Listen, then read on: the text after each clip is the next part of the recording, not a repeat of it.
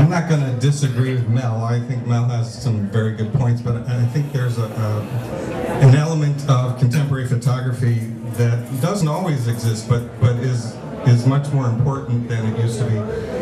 I think aesthetics and differences in aesthetic have always been present in photography. I think that's what's happening contemporary photography that's being emphasized a little bit more is not the aesthetics, but the conceptual matters. In fact, I think if the example that I'd like to suggest for those of you who were at the lecture we had in the fall, David Goldus' work, to me, wasn't terribly aesthetically exciting, but it was very conceptually interesting. And I think there's a lot of that going on in contemporary photography. Just out of curiosity, is there anybody here in the room who considers themselves not doing contemporary photography?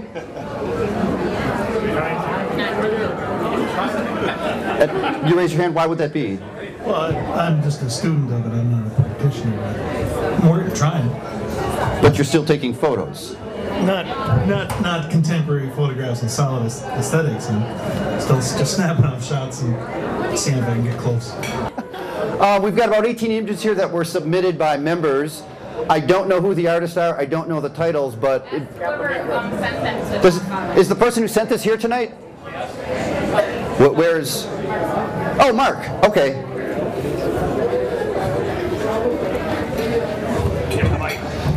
Can you tell us who it is?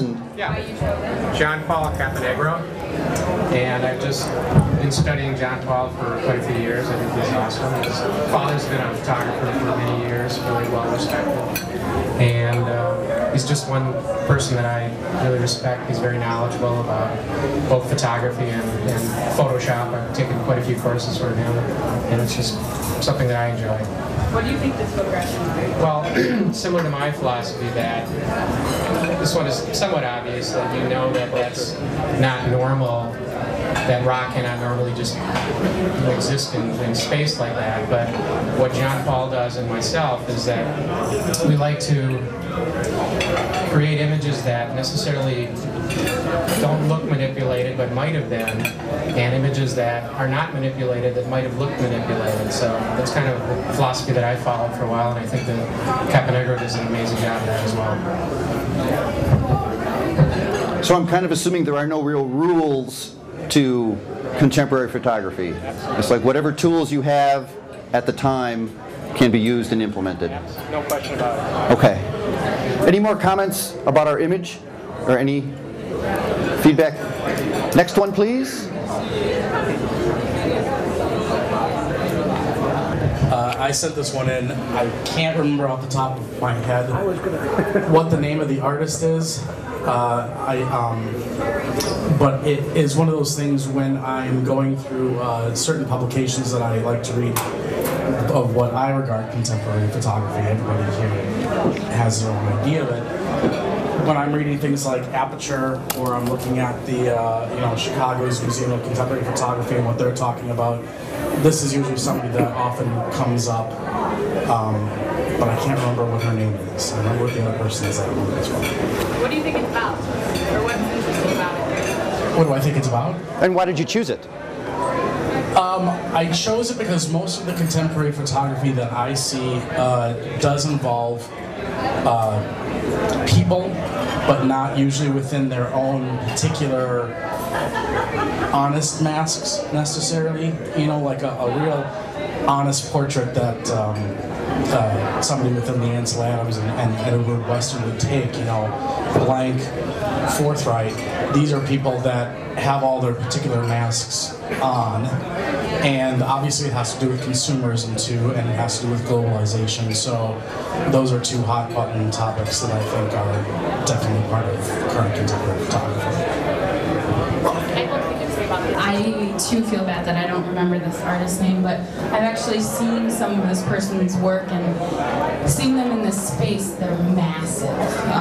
The print itself is like 10 to 12 feet tall, and then it just goes on, and they're kind of printed in these huge panels.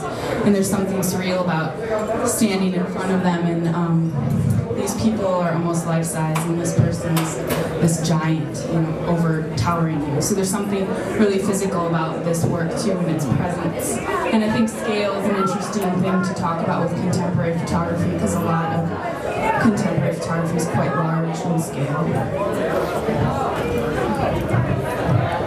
Anybody else? Next. Okay. Happily, when Rob asked for images, was just as the Photography Council at the Milwaukee Art Museum was making their acquisition for the year. The Photography Council at the Art Museum, if you're not familiar with it, is open to any member of the Art Museum. You can join as a special interest group, and one thing that the council does besides other special events during the year is acquire a piece of photography for the museum. Frequently by a Midwestern artist. Curator Lisa Hostetler makes a selection of several pieces that she recommends, and then the organization votes on it. This is the piece by Aaron Gent. It's called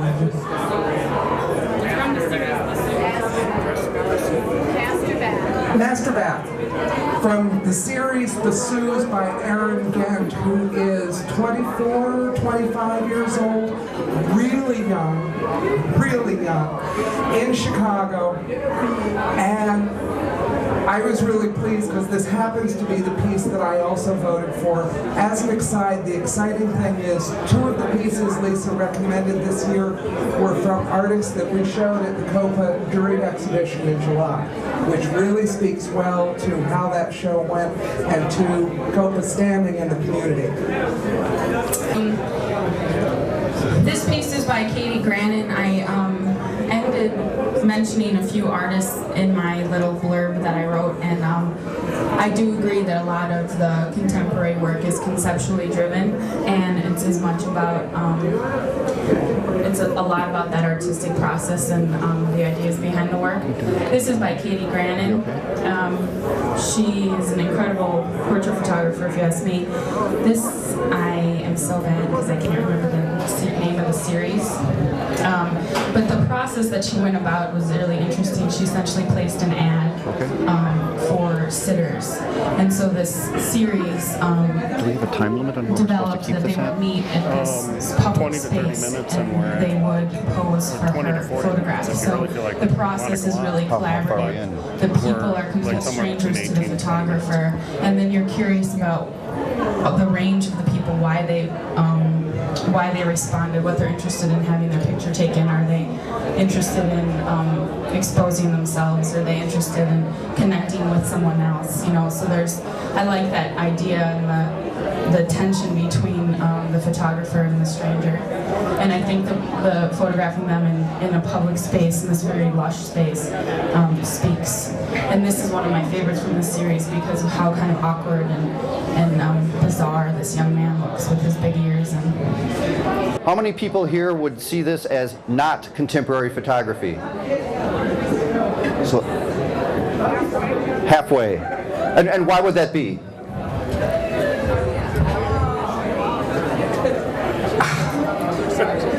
Why would that be? Well, What criteria are you using? I have prejudices, and the first thing that strikes me is the man is wearing a hat, so it's dated. There aren't a lot of men that wear that kind of hat anymore. So I'm going to date this picture somewhere in the early 60s. And while a lot of the subject matter, I would say this was a lead-in to what would be the modern contemporary feel. So at some point, the photograph ceases to be contemporary because of the date of creation? Or dated to now?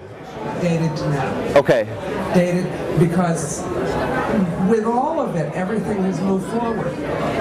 And so contemporary photography has taken this modernist concept with the reflection in the building and the skyscraper and the people and moved forward.